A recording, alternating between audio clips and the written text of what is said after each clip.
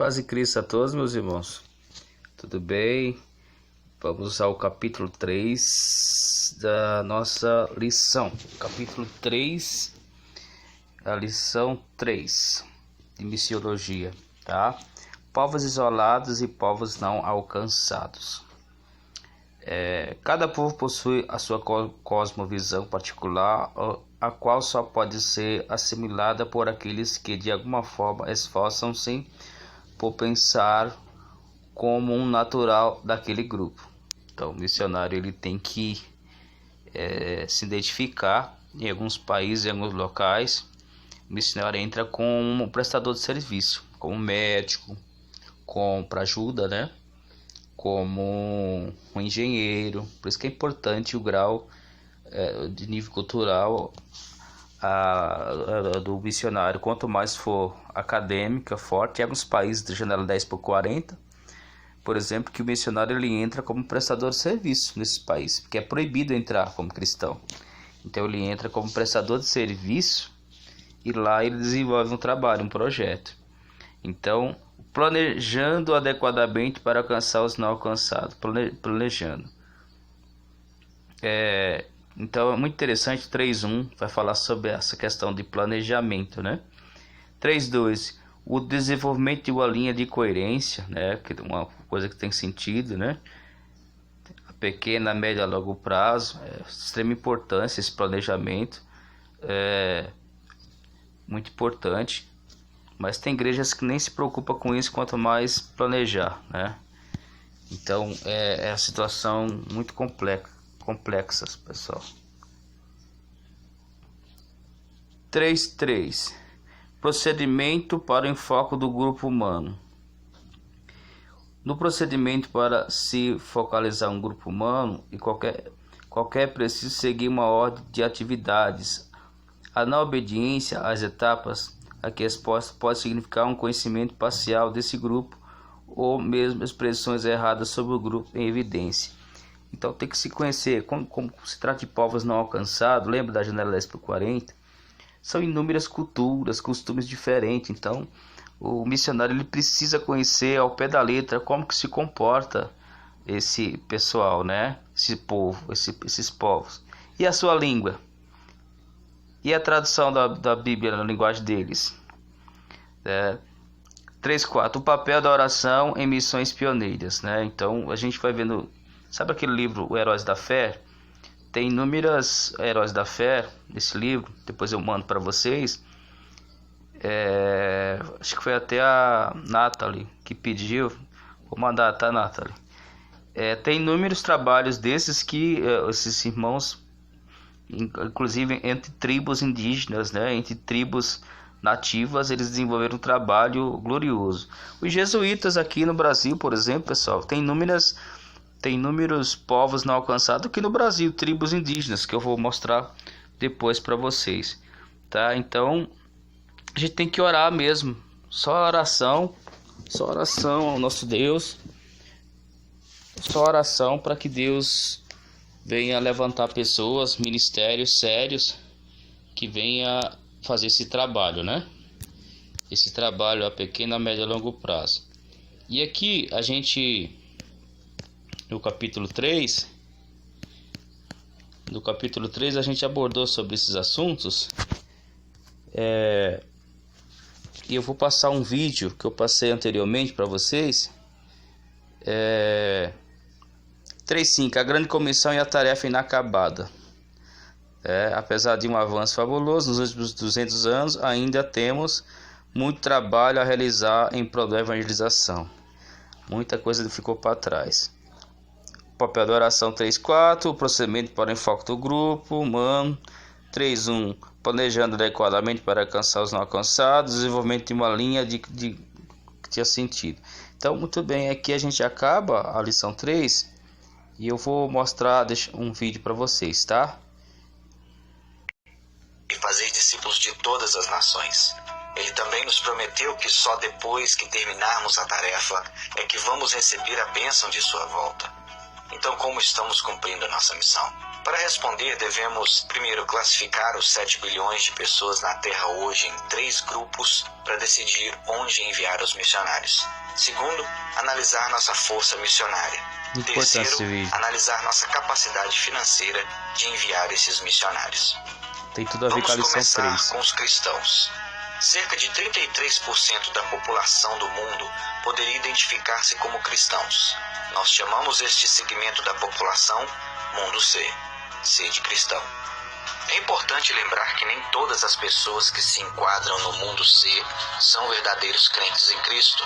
Alguns simplesmente identificam-se como cristãos por causa da tradição dos pais ou porque vivem em um país onde todos são considerados cristãos. No próximo segmento, vemos 38% da população mundial que tem acesso ao Evangelho, mas optou por não seguir a Jesus. Eles têm Bíblias em sua própria língua, igrejas por perto, amigos ou colegas de trabalho que são cristãos e até acesso a outros recursos cristãos em sua língua. Essas pessoas têm acesso às boas novas, mas não estão seguindo Jesus. Este segmento da população é chamado Mundo B. Isso nos deixa com 29% do mundo. Pouco mais de 1 em cada 4 pessoas neste planeta nunca ouviram falar de Jesus. Eles não têm nenhuma chance de ouvir as boas novas de Jesus Cristo. Eles não têm acesso ao Evangelho. Não existem Bíblias em sua língua. Não existem igrejas. Não existem crentes por perto. Nenhuma chance de aprender sobre Jesus. Nós chamamos esses 29% de Mundo A. Agora vamos analisar a força missionária. Apenas 1 em cada 1.800 cristãos no mundo C decide servir como missionário transcultural. Desta forma, podemos contar 400 mil missionários da população mundo C. Essa é a nossa força total de missionários transculturais em todo o mundo. Você sabia que 72% de todos os nossos missionários estão indo para o mundo C? Pois é, a grande maioria dos missionários sendo enviados estão indo para as pessoas do mundo que têm Bíblias e igrejas estabelecidas. 25% dos missionários são enviados para o mundo B, onde já existe algum tipo de acesso a igrejas e Bíblias. Isso deixa apenas 3% do total da nossa força missionária para alcançar o mundo A, a parte da população mundial que está sem qualquer chance de ouvir sobre Jesus. 29% da população mundial não tem nenhuma chance de ouvir o Evangelho e ainda estamos enviando apenas 3% de nossos missionários para alcançá-los. Vamos analisar agora nosso poder financeiro. Anualmente, todos os cristãos do mundo C ganham um total de 42 trilhões de dólares. E juntos, eles ofertam cerca de 700 bilhões de dólares por ano para a causa de Cristo. E isto inclui tudo: organizações cristãs, igrejas, juventude, missões e etc. Você pode fazer a matemática? Menos de 2% da renda cristã está sendo ofertada para a causa de Cristo. Dos 700 bilhões doados a todas as atividades cristãs, apenas 45 bilhões são investidos em missões específicas. Isto é um pouco mais de 6%. Na verdade, há mais dinheiro relatado como roubado da igreja a cada ano do que é doado para missões. Lembra daqueles 400 mil missionários? Temos 45 bilhões de dólares para apoiar a eles e o trabalho transcultural que eles estão fazendo. Mas como exatamente está sendo alocado? Bem, 39 bilhões de dólares vai para o mundo C a cada ano. 87% do dinheiro de missões está sendo enviado para o mundo cristão, onde há Bíblias e igrejas disponíveis e as pessoas já estão seguindo a Cristo. 5,4 bilhões, ou 12%, vai para o mundo B a cada ano. Aqueles que têm acesso à mensagem do Evangelho, mas o rejeitou. Isso deixa apenas 450 milhões de dólares, ou seja, 1% de todo o dinheiro de missões vai para o mundo A, onde existem os povos menos alcançados do mundo. Para colocar isso em perspectiva, anualmente americanos gastam mais dinheiro em trajes de Halloween para seus animais de estimação do que cristãos enviam ao mundo A para a causa de Cristo. Para resumir, apenas 3% da nossa força missionária, apoiada com apenas 1% de doações missionárias, está saindo para alcançar os 2 bilhões de pessoas que não têm acesso ao Evangelho. 2 bilhões de pessoas ainda estão esperando as boas novas de Jesus Cristo. Então aqui vai uma pergunta para você. O que você vai fazer para mudar isso? É uma pergunta que eu também faço para você. O que você vai fazer para mudar isso? O que você está fazendo para mudar os perdidos, as pessoas não alcançadas da sua família? O que você está fazendo para mudar as pessoas não alcançadas da sua rua? O que você está fazendo para mudar as pessoas não alcançadas do seu bairro? O que você está fazendo para mudar, para alcançar os povos não alcançados do seu Brasil, nosso Brasil? Então, eu finalizo essa terceira lição fazendo essa reflexão para vocês, para todos nós. O que nós estamos fazendo? O que você está fazendo? Lembra que a sua resposta não pode ser não. Não pode ser nada. Isso é coisa de negligente. E alguma coisa a gente tem que fazer, meus irmãos. Primeiro, alcançar as pessoas não alcançadas que estão à nossa volta, ao nosso redor. Tudo bem? Vamos para frente. Lição 4 agora. Bom, pessoal, aqui a gente entra no assunto bem complexo, na área da história, da geografia, sobre os indígenas do Brasil. São várias nações indígenas que se encontram aqui. Inclusive, quando o Cabral chegou aqui, eles já estavam, essas nações indígenas, né? Então, por onde eles vieram, da onde eles vieram, tem várias teorias aí para tentando explicar isso aí. Levaria bastante tempo, mas eu já começo essa lição fazendo uma pergunta para vocês refletirem. Pesquisem. Quem foi o primeiro brasileiro? Da onde vieram os indígenas? Tá? Quem são os indígenas? Porque o Cabral, descobrimento do Brasil, oficialmente fala-se foi Cabral, né? Por causa dos registros, mas na verdade não foi ele. Ele achou o Brasil. Na verdade, o Brasil já existia, não com esse nome, né? Mas já existia, e os povos indígenas que habitavam aqui, que foram os descobridores mesmo.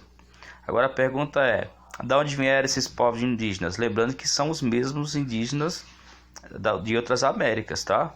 América do Norte, tá? De outras Américas. Da onde que veio esse povo? Então, as teorias tentando explicar de onde veio os indígenas, pelo Estreito de Bering, lá em cima, na América. Então, eu já começo fazendo para vocês essa pergunta. Como que chegaram esses indígenas aqui no Brasil? De onde vieram eles? Tá? Uma teoria mais provável é que eles vieram da Ásia, tá, pessoal? Então, mas muitas teorias que tem, mas tem alguns achados arqueológicos, por onde eles vieram, como eles vieram, de que jeito eles vieram, atravessaram o continente.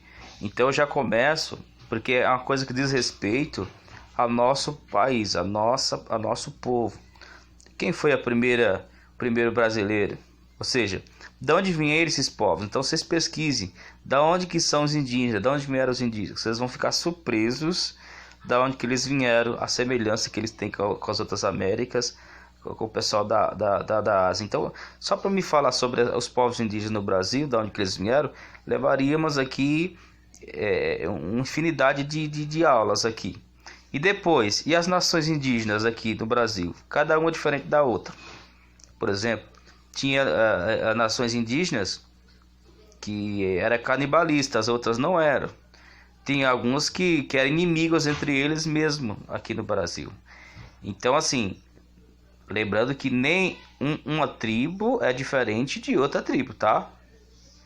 Não confunda um com outro.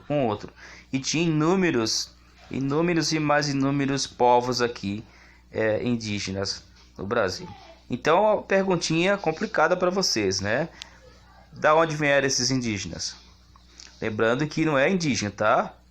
Indígena foi essa palavra, ela surgiu, na verdade, o nome certo é povos, nativos.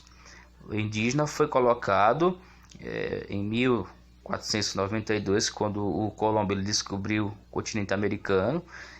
Então, os nativos que estavam naquela região, ele chamou indígena, porque ele achou que tinha chegado nas Índias, porque eles estavam procurando o caminho das Índias, né? Então, e foi se deparar, ele foi achar, foi cair na América, e os nativos que ele começou a ver, ele chamou de indígena, porque ele achou que estava no caminho achou que estava na Índia. Então, por isso ficou indígena, e chamaram todo mundo que estava aqui indígena, mas na verdade nativos, povos nativos. Então, inúmeras nações que estavam aqui, de povos diferentes, costume diferente, tudo diferente, e isso dificultou a evangelização. Mas lembrando, os jesuítas conseguiram em parte falar a língua de alguns nativos daqui. Tá bom, pessoal? Tio Tupi, Tupi-Guarani. Se eu for falar para vocês, depois eu mostro para vocês uma lista, basicamente, das nações que estavam aqui, tá? Então eu de início começo falando com vocês sobre façam uma pesquisa de onde vieram os indígenas do Brasil, tá? Vocês vão ficar surpresos de onde eles vieram, tá bom? Bom, pessoal, para falar sobre os índios do Brasil, é um desconhecimento muito grande da cultura própria brasileira, né? E quando se conhece deturbado, distorcido. Então eu convido vocês nessa lição 4, tá conhecendo mais sobre os índios do Brasil. Tem um documentário no YouTube de quase 3 horas, falando que o Brasil é muito grande, pessoal. Em cada região do Brasil se estabeleceu, principalmente na regiãozinha de Santos, no litoral, tem características. Você sabia que tem alguns os índios paulistas, os índios, cada localidade do Brasil se estabeleceram comunidades indígenas perto da gente e distante pouco da gente. E essas comunidades eram totalmente diferentes. Então tem esse documentário, basicamente quase 3 horas, para vocês conhecerem mais basicamente, tá bom? Eu vou passar só um pouquinho aqui para vocês. O que você sabe sobre o índio brasileiro? Sabe nada. Não sei responder nada não. O índio? Nada.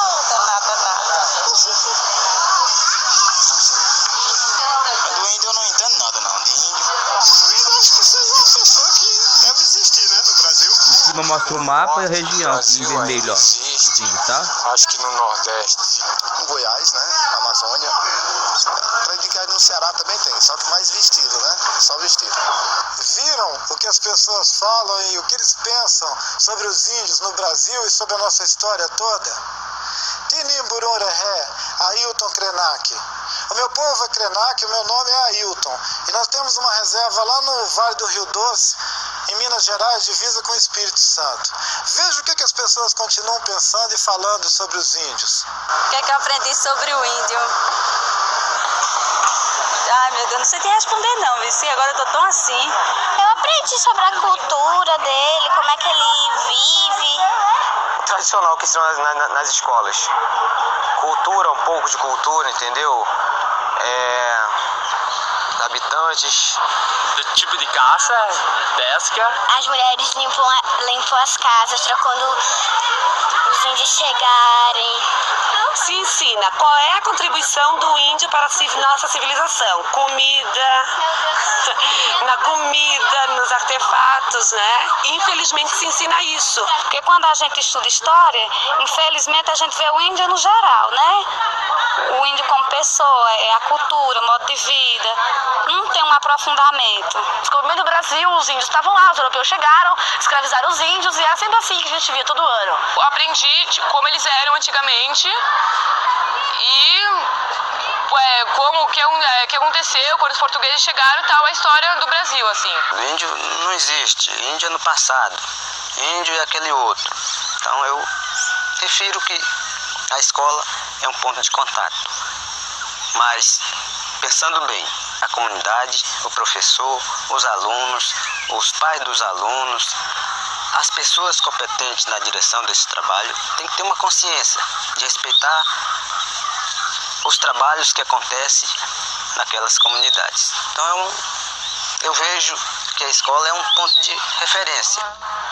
Os Kaxinawá, que também se chamam Runiquim, são uma população de 5.500 pessoas, sendo 4.000 no Brasil e 1.500 no Peru. O meu nome é Joaquim Paulo de Lima Kaxinawá, da terra indígena Praia do Carapanã, aldeia Mucuripe.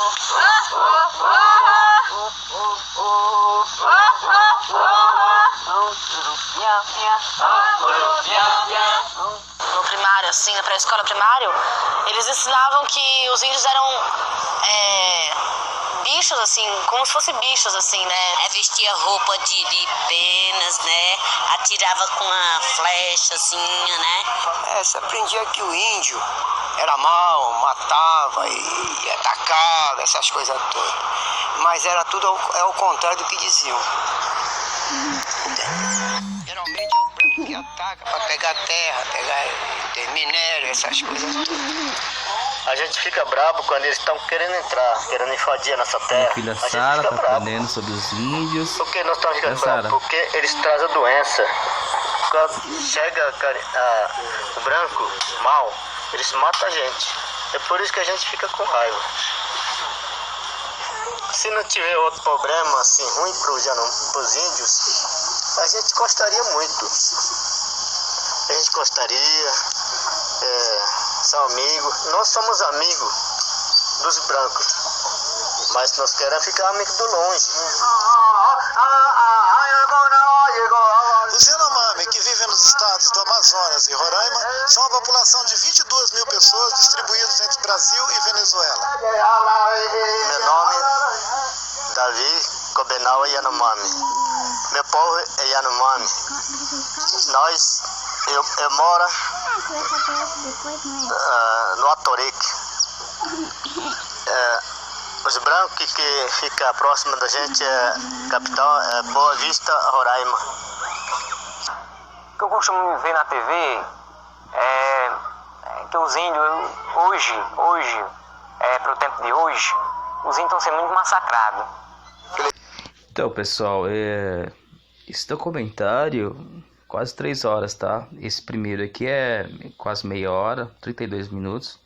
Vale a pena. E o professor que é indígena, ele explica cada região e mostra o mapa do Brasil. Em cada região tem inúmeras comunidades, nações indígenas que vocês não têm noção. Cada uma delas são diferentes, a cultura. E em sequência eu vou mostrar uma das mais difíceis de adentrar, tá? Devido aos seus costumes, inclusive foi até matéria na Globo, tá bom? Então veja só como que é complexo isso aqui, tá? Muito interessante, pessoal, esse documentário aqui em cima, ó, Índios Isolados do Brasil. É muito interessante para vocês verem. Sob a mata também fechada da floresta amazônica, muitas tribos estão brasileiros que quase ninguém conhece. Pessoas com tradições e costumes muito diferentes dos nossos. Distantes das grandes cidades, índios isolados travam uma batalha diária contra o próprio fim. Quantos são? Como sobrevivem? As respostas vão surgindo em expedições de monitoramento pelo Brasil. O Fantástico embarca agora numa delas. Nossa viagem começa em Ji-Paraná, Rondônia. Um dia inteiro dirigindo em estrada de terra até chegar a uma base da FUNAI, a Fundação Nacional do Índio. Aqui trabalha Jair Candur, de 58 anos, 31 deles acompanhando índios isolados. A gente faz o nosso trabalho de monitoramento, mas é a distância, entendeu? A prioridade é respeitar esse povo e deixar eles viver.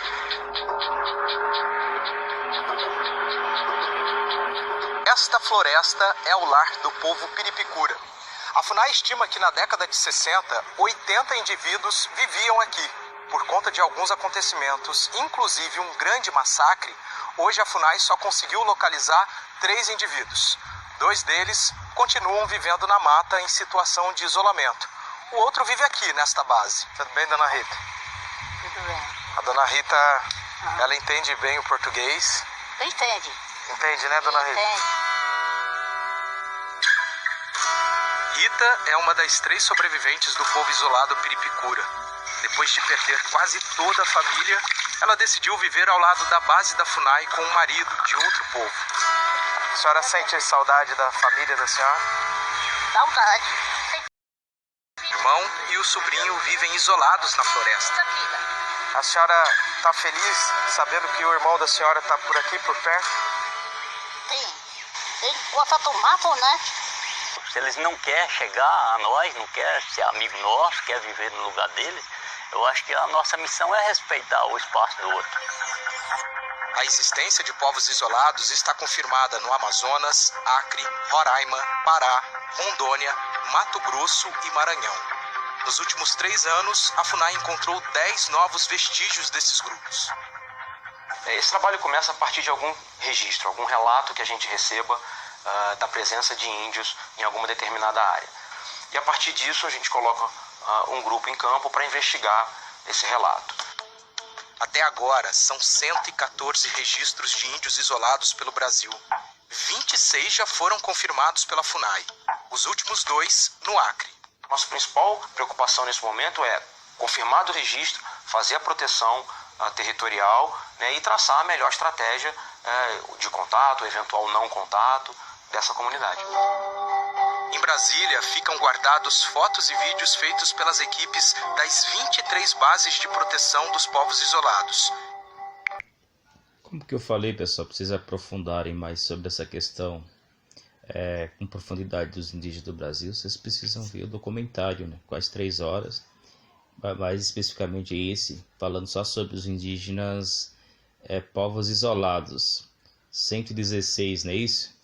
Povos isolados no nosso território, que nem a FUNAI sabe onde que esse pessoal tá. Tem de 26, de 116, tem 26 vestígios só confirmados. E os outros? Tá onde? Então, você vê que como que é difícil, além das tribos que são muito complexas, costume, cultura, para evangelizar, ainda tem esses que são isolados. Então, o material tá tudo desses vídeos aí para vocês aprofundarem. Que não adianta eu falar sobre os indígenas do Brasil de uma forma artificial para vocês, porque nós chamamos como professores de história uma herança maldita do Brasil, né? Que conhece futebol, conhece de tudo, menos a sua própria história, menos a história dos índios, a complexidade, as diferenças. E quando conhece, como no início do vídeo a gente mostrou, diz que conhece de forma errada, só numa parcelinha da escola, e ainda dependendo de quem é o professor, ainda fala só uma parte. Mas as questões dos indígenas do Brasil é muito complexas, são inúmeros. Imagine vários países morando junto, né? Ali na regiãozinha, principalmente da Amazônia hoje, né? E além de tudo isso, tem as demarcações dos conhecidos, das tribos conhecidas. Além de tudo isso, tem as 116 povos desconhecidos ainda, assim, isolados de tudo e de todos. Então, não é simples, não é uma coisa simples. Falar sobre os indígenas, qualquer um às vezes fala, comenta de qualquer forma. Agora, o certo mesmo é a gente conhecer com mais profundidade. E o missionário, ele tem que conhecer a cultura. Uma tribo é diferente da outra, tá, pessoal? É totalmente diferente uma tribo da outra. Costumes, comportamento, e dependendo da situação que você entrar, pode ser uma ofensa para eles. Aquilo que é ofensa para uma tribo já não é para outra. Então é muito complicado. Quem que se aventurar, qual missionário que vai, que missionário que vai entrar, vai para essa regiãozinha da Amazônia? Tem trabalhos aí, irmãos, tem trabalhos. Então, os registros históricos, 4.3, situação dos índios na atualidade, extrema pobreza, né? Então, situação dos índios da atualidade de extrema pobreza. 4.4, as crenças, inúmeras delas, né? Os povos indígenas, como todos os povos da Ásia, da África, etc., têm normas morais dentro da sua própria crença e tradição. É muito complicado entrar nessa questão. 4.5. Levando as boas novas aos povos indígenas. Atualmente existem 258 povos indígenas no Brasil, com costumes, tradições, crenças e línguas bem diferentes uns dos outros. 258 povos, meu Deus. Uma população total de aproximadamente 400 mil pessoas. Esse total, alguns especialistas chegam a colocar 800 mil. Atualizado agora, já dobra isso aqui, tá, pessoal? Sem falar que isso é o que dá para contar. E o que não dá para contar, como aqueles isolados. Destes 258, 166 tem a presença de missionários evangélicos, mas ainda resta 92 povos indígenas brasileiros sem a presença de missionários evangélicos entre eles. Olha a coisa, né? Então você vê que tem 92 povos ainda sem a presença missionária. 4.6. As tribos e a tradução da Bíblia. Somente 5 tribos possuem a Bíblia completa, traduzida em sua própria língua.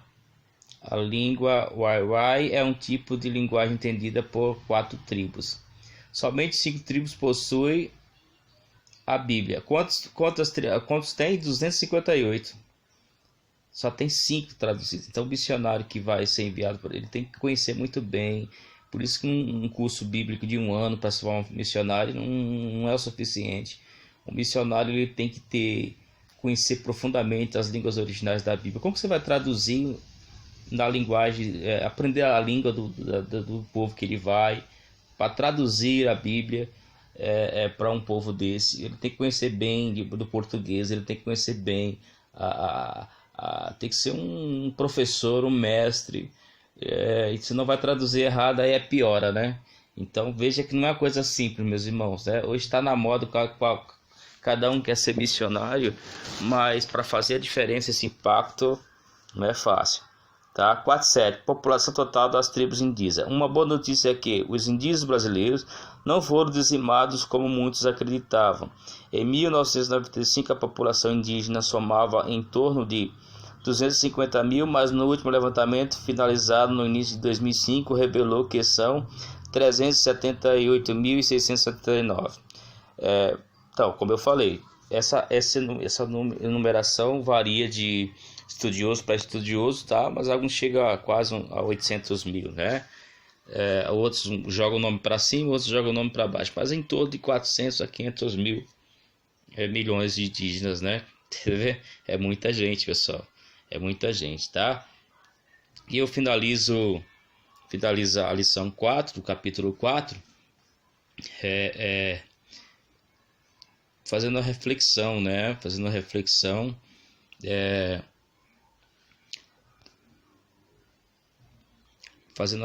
com vocês. O que você conhece sobre os indígenas?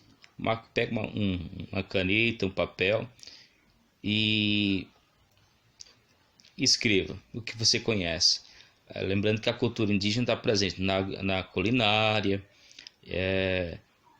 Então, se você não tem quase nada para falar que você conhece sobre os indígenas, então assista esses documentários e se aprofunde mais e mais, porque 99% dos brasileiros não sabem nada sobre os índios. E quando sabem de forma deturbada, parcial, e acha que uma tribo é todas igual, acha que todo mundo é igual a todo mundo. Não, pessoal. 258 povos diferentes. Você vê o gráfico, pra vocês aprenderem, a maioria tudo diferente da outra. A língua só tem tradição para 5 tribos, línguas, e o resto, né? Então é muito complexo, é muito complicado, tá bom, pessoal? Fique com Deus e vamos para a próxima lição. Bom, pessoal, chegamos ao capítulo 5, a lição 5 do livro de vocês, e a gente vai falar um pouquinho, como eu falei, 258 povos, tribos, é muito complexo, né? Então vamos falar um pouquinho sobre a tribo Jarawara e um pouquinho da história deles, dos trabalhos que foram feitos, né? Então, 5.1. O povo Jarawara. Dentre os povos da mata, há os que não têm aldeias fixas, não fazem roças e vivem da caça, pesca e coleta de frutas. Os que abrem uma clareira na mata, constroem casas, fazem roças, caçam e pescam. Dentre esses são os Jararawaras. Tá? Povinho abençoado aí. 5.2. O contato com os exploradores. Quando eles tiveram contato. Os Jarawara tiveram seu primeiro contato com os brancos por volta de 1850, século XIX. Quando foram tirados de suas aldeias à força para trabalhar como escravos em roça às margens do rio Purus. 5.3. O surgimento da igreja Jarawara. Olha só, surgiu uma igreja. Na década de 60, alguns povos vizinhos dos Jarawaras, os Jamaradins e os Palmarim, receberam missionários. Quando os Jarawaras ficaram muito doentes, eles procuravam a ajuda desses missionários. Você vê o contato? Médicos, missionários, médicos, você vê como que é importante. Às vezes a pregação do evangelho não é só chegar pregando, é ajudando, social, muito importante. 5.4. Isso aí eu estou falando da história do Jarawara. Contato com os missionários. Bem longe do Amazonas, no Instituto Bíblico das Assembleias de Deus, em Pindamonhangaba, São Paulo, Sandra, Gianni e Elizabeth souberam dessa necessidade e ouviram o chamado do Senhor para passarem 5 anos com o povo indígena do Amazonas, levando as boas novas do Evangelho e implantando um programa de alfabetização. Olha só, entraram como professores, minha praia aí, alfabetizando os índios, legal. 5.5. Dificuldades para explicar as boas novas do Senhor Jesus. Em 1990, enquanto o programa de alfabetização estava se desenvolvendo, Sandra e Elizabeth estavam preocupadas com as dificuldades em explicar a língua Jarawara as boas novas do Senhor Jesus. 5.6. Testemunhando a Cristo aos Jarawaras. Como o momento de maior medo era a noite, sob a orientação do Senhor, andaram pela aldeia cantando louvores a Jesus e expulsando aqueles espíritos demoníacos. No dia seguinte, viram que os espíritos não puderam matá-las, entenderam que realmente Jesus era o mesmo muito poderoso. Experiências aí na missão, a gente tem experiências sobrenaturais. 5.7. A evangelização do pajé da tribo. Isso é coisas reais que aconteceu, tá, meus irmãos? Na presença de Davi e de alguns Jamararas, Cará entregou a sua vida a Jesus quando estava para morrer. Um pajé de outra aldeia foi visitá-lo e falou: Cará, você sabe que vai morrer e vai ter que trilhar pelo caminho dos espíritos dos nossos ancestrais. Mas Cará replicou: Não, eu vou pelo caminho de Jesus. Tá vendo, hein? 5.8. Primeiro batismo da igreja Jarawara. O primeiro batismo da igreja Jarawara foi em 28 de julho de 1999, quando 5 pessoas foram batizadas pelo missionário Davi e Robert, missionário entre os povos Jamaradi. Esse é um projeto, um endereço com nome que estava caminhou para frente. 5.9. Um grande desafio à evangelização dos índios. Os povos indígenas, como todos os outros povos do mundo, precisam conhecer Jesus, o Salvador, aquele que pode perdoar o seu pecado. Legal, que bênção, hein, meus irmãos? E agora eu vou passar um vidinho para vocês, porque acabou. Sobre o capítulo 5 fala de uma obra com a tribo Jarawara. Que benção, obra de missões. Vou passar um vidinho para ficar melhor. Seu nome? Caiti. E qual é a tribo? Jarawara. É Amazonas? A língua que fala? A tua tribo? Qual é o idioma? Jarawara. Como é que é o teu nome em Jarawara? Caiti mesmo. Português é? Raimundo. Você é missionário? Eu sou casado com a missionária, né? Estou começando a trabalhar. Já fez o curso missionário? Ainda não, eu estou começando. E você casou com a missionária aqui? E a tua tribo, como é que está se convertendo? Tem gente da tua tribo já? Tem na minha tribo, né? A gente precisa muito de oração, porque está afastando outros. É? Qual é a região que eles vivem aqui? Aqui, lá na Amazônia mesmo. Aqui também faz parte da Mata Amazônica, né? Próximo que chama nome da cidade é Lápia. Nós estamos aqui com esse som maravilhoso e com chuva, né? Porque tu vai ser ungido hoje, profeta. E onde tu vai acontecer chuva, né? Nós vamos ungir ele, já dá uns trovoados já. Recomeçou o sinal. Aqui é a selva amazônica. E Deus está fazendo uma obra com os índios, muito especial. E você pretende depois ir até a tua tribo e evangelizar eles? Tá. E a tua esposa já faz isso? Meu primo já fez esse teste aqui. Já fez? Ele já está na aldeia, evangelizando lá.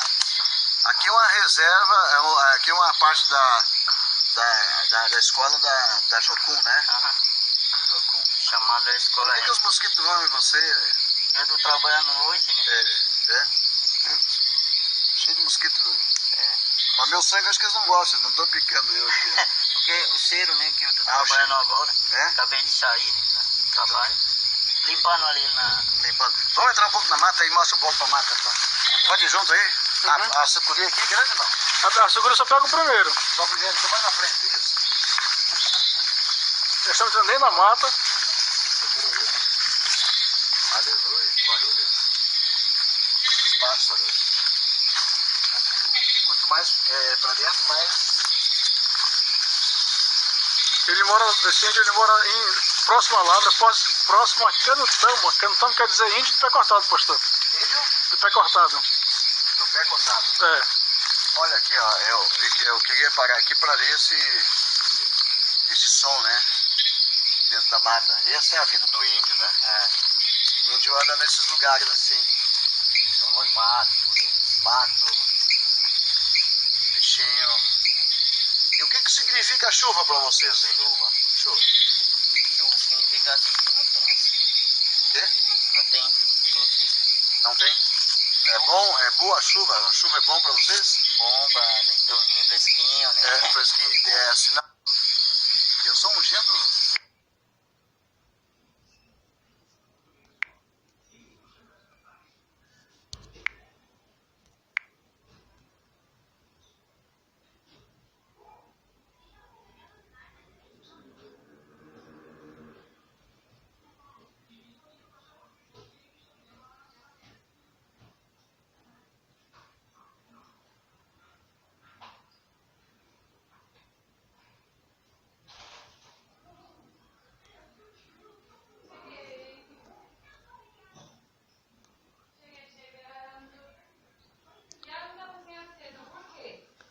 E aí, Xene?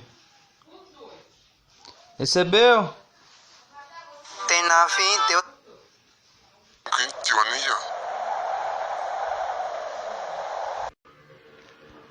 E aí, pessoal? Tem na fim, Deus não vê can fale bitinho ali, tá nem matando cá. Te abali bonecaron. Adi te mitian, te aba, te canamori, abatera bate amaki. Faran jama toa te aba maki. Deus bitinho, eu sei matamos na canteira, casame bonahan, te nabe. Aqui, tá? Acaba essa unidade 3. Se soy no fame tamine janakani kamini na ken jamahani ja. Mateo ka jamahani toha, Mago ka jamahani toha, Luca ka jamahani toha, João ka jamahani toha naja. Aha, filme já se soy tamine Luca kaminaka.